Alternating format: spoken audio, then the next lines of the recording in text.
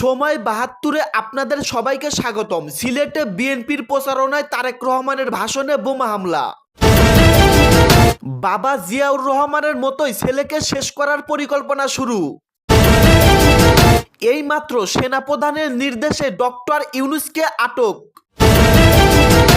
DC এসপিরা সৎ হলে রাষ্ট্রের ৬০ থেকে ৭০% কাজ সুন্দরভাবে চলবে বললেন মুজিবুর রহমান মঞ্জু। এক বাসায় অনেক পোস্টার ব্যালটের ভিডিও ভাইরাল, ব্যবস্থা চায় বিএনপি। তারেক রহমানের সঙ্গে রিকশা, ভ্যান ও অটোরিকশা চালকদের মতবিনিময়। অস্ত্রধারী দেহরক্ষী ও বাসভবনে নিরাপত্তা পেলেন জামাতের আমির। হ্যাঁ ভোট ব্যর্থ হলে স্বৈরাচারী শক্তি ক্ষমতায় আসবে বললেন নাহিদ ইসলাম। ভৈরব জনসভা করবেন তারেক রহমান। সর্বশেষ জানবেন জিয়া পরিবারকে ধ্বংস করার পেছনে অন্তর্বর্তীকালীন সরকারের হাত পাওয়া গেছে।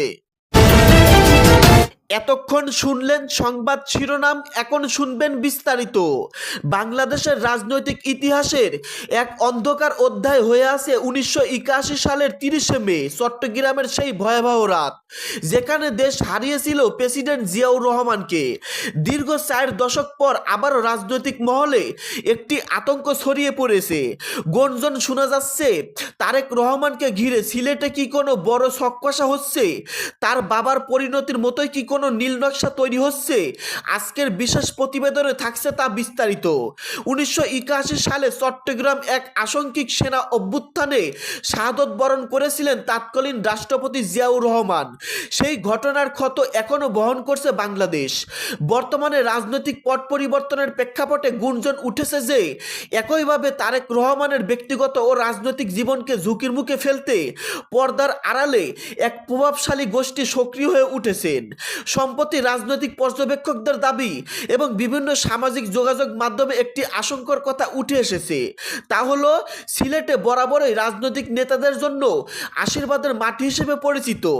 সেখানে যে কোনো বড় সমাবেশের ঘোষণা বা সফরকে ঘিরে থাকে ব্যাপক উত্তেজনা। গোয়েন্দা সূত্রে পাওয়া তথ্যের বরাত দিয়ে কিছু সূত্র দাবি করেছেন তারেক রহমানের উপর শারীরিক বা রাজনৈতিক আঘাত হানার পরিকল্পনাটি হতে পারে কোনো বড় ধরনের গণজমায়েতকে কেন্দ্র করে। নিরাপত্তা বিশ্লেষকদের মতে বিগত কয়েক বছরে রাজনৈতিক মেরুকরণ যেভাবে তীব্র হয়েছে তাতে হেভিওয়েট নেতাদের নিরাপত্তা নিশ্চিত করা একটি বড় চ্যালেঞ্জ। বিশেষ করে তারেক রহমানের মতো নেতার ক্ষেত্রে ইনডোর বা আউটডোর উভয় ক্ষেত্রেই নিশ্ছিদ্র নিরাপত্তার বিকল্প নেই। তারেক রহমানকে নিয়ে এই আশঙ্কা কি কেবলই রাজনৈতিক গুঞ্জন নাকি গভীর কোনো ষড়যন্ত্রের পূর্বাভাস, তা সময় বলে দেবে। তবে ইতিহাসের সেই দুঃস্মৃতি বারবার মনে করিয়ে দিচ্ছে যে রাজনৈতিক অস্থিতিশীলতার সুযোগ দিয়ে তৃতীয় কোনো পক্ষ সবসময় ফায়দা লুটতে চায়। সচেতন রাজনৈতিক মহল মনে করে যে কোনো ধরনের অপ্রীতিকর ঘটনা ঠেকাতে এখন থেকেই কঠোর নজরদারি প্রয়োজন। ভৈরবে জনসভা করবেন তারেক রহমান।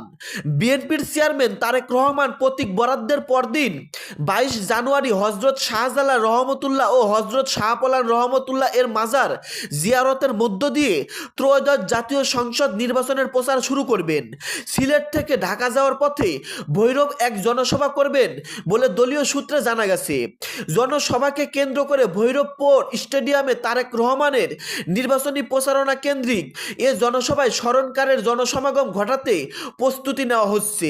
এর অংশ হিসেবে মঙ্গলবার দুপুরে বিএনপির চেয়ারম্যান তারেক রহমানের নিরাপত্তা বাহিনীর জিএসএফ কর্মকর্তার মোহাম্মদ আখতারুজ্জামানের নেতৃত্বে একটি টিম সম্ভাব্য সংবাদস্থল পরিদর্শন করেন। এ সময় উপস্থিত ছিলেন কিশোরগঞ্জ ৬ আসনের বিএনপির মনোনীত প্রার্থী ও কেন্দ্রীয় কমিটির সাংগঠনিক সম্পাদক মোহাম্মদ শরীফুল আলম। এছাড়া বিকাল ৪টায় ভৈরব উপজেলা বিএনপির দলীয় কার্যালয় উপজেলা বিএনপির উদ্যোগে প্রস্তুতি সভা অনুষ্ঠিত হয়। এ বিষয়ে কিশোরগঞ্জ ৬ আসনের বিএনপির মনোনীত প্রার্থী ও কেন্দ্রীয় বিএনপির সাংগঠনিক সম্পাদক মোহাম্মদ শরীফুল আলম জানান, তারেক রহমান ২১শে জানুয়ারি আকাশপথে সিলেটে পৌঁছবেন। ২২ জানুয়ারি মাজার জিয়ারত শেষে বেলা ১১টায় তিনি সিলেট নগরের চৌহট্টা এলাকার আলিয়া মাদ্রাসা মাঠে এক নির্বাচনী জনসভায় যোগ দেবেন। ওই জনসভায় সিলেট ও সুনামগঞ্জ জেলার বিএনপির মনোনয়নপত্র সংসদ সদস্য প্রার্থীদের পাশাপাশি বিভিন্ন পর্যায়ের নেতাকর্মীরা অংশ নেবেন। জনসভা শেষে তারেক রহমান সড়কপথে ঢাকার উদ্দেশ্যে রওনা দেবেন। পথে তিনি মৌলভীবাজারের শেরপুর ও হবিগঞ্জের শায়েস্তাগঞ্জ, ব্রাহ্মণবাড়িয়া বিশ্বরোড, কিশোরগঞ্জের ভৈরবের জনসভায় প্রধান অতিথির বক্তব্য দেবেন। এসব সভায় সংশ্লিষ্ট জেলার বিএনপির মনোনীত প্রার্থীদের তিনি আনুষ্ঠানিকভাবে পরিচয় করিয়ে দিবেন। তিনি আরও জানান, ভৈরব তারেক রহমানের আগমন উপলক্ষে কিশোরগঞ্জ বিএনপি ও এর অঙ্গ সহযোগী সংগঠনগুলো প্রস্তুতি শুরু করেছেন। বিএনপির চেয়ারম্যান তারেক রহমানের নিরাপত্তা বাহিনীর কর্মকর্তা মোহাম্মদ আখতারুজ্জামান জানান, সিলেটে বাজার জিয়ারত শেষে ত্রয়োদশ জাতীয় সংসদ নির্বাচনের প্রথম প্রচারণায় কিশোরগঞ্জের ভৈরবের সম্ভাব্য জনসভার স্থান পরিদর্শন করেছি। এ ভেন্যুটা আমাদের চেয়ারম্যানের বহর আসা যাওয়ার জন্য কতটুকু নিরাপদ সেসব বিষয়ে জানতেই আমরা এখানে এসেছিলাম। অস্ত্রধারী দেহরক্ষী ও বাসভবনে নিরাপত্তা পেলেন জামাতের আমির। জামাতে ইসলামের আমির শফিকুর রহমানের ব্যক্তিগত নিরাপত্তা নিশ্চিন্তে অস্ত্রধারী দেহরক্ষী বা গানম্যান দেওয়ার সিদ্ধান্ত নিয়েছেন সরকার। একই সঙ্গে তার বাসভবনে নিরাপত্তার জন্য পোশাকধারী সশস্ত্র পুলিশ মোতায়েন করতে বলা হয়েছে। আজ মঙ্গলবার এক প্রজ্ঞাপনে এ বিষয়ে প্রয়োজনীয় ব্যবস্থা নিতে পুলিশ সদর দপ্তরকে নির্দেশ দিয়েছেন স্বরাষ্ট্র মন্ত্রণালয়। স্বরাষ্ট্র মন্ত্রণালয়ের প্রজ্ঞাপনে বলা হয়েছে, জামাতের আমির শফিকুর রহমানের উচ্চমাত্রা নিরাপত্তা ঝুঁকি বা হুমকি বিদ্যমান। এ কারণে তার ব্যক্তিগত নিরাপত্তা ব্যবস্থা নিশ্চিন্তে করতে গানম্যান নিয়োজিত করা ও বাসভবনের নিরাপত্তার জন্য পোশাকধারী সশস্ত্র পুলিশ নিয়োজিত করার বিষয়ে প্রয়োজনীয় ব্যবস্থা গ্রহণের অনুরোধ করা হলো।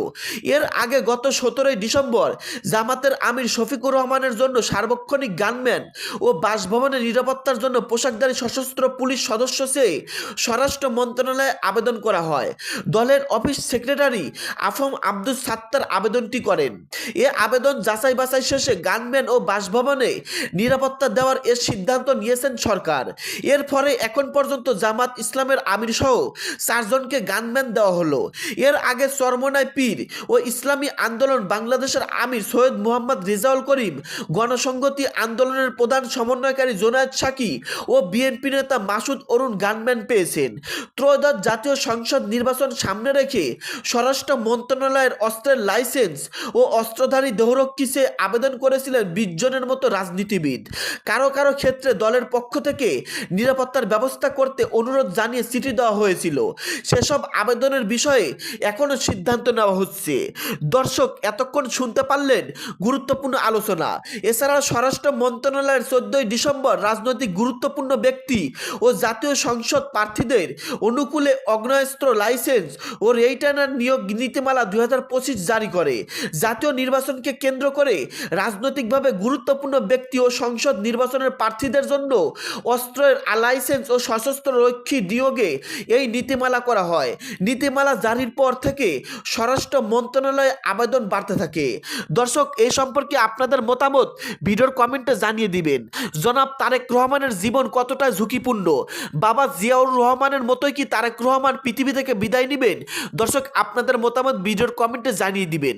ভিডিওটি শেষ করার আগে ছোট্ট একটি রিকোয়েস্ট, সময় 72 ইউটিউব চ্যানেলটাকে সাবস্ক্রাইব করে সঙ্গেই থাকবেন। ধন্যবাদ।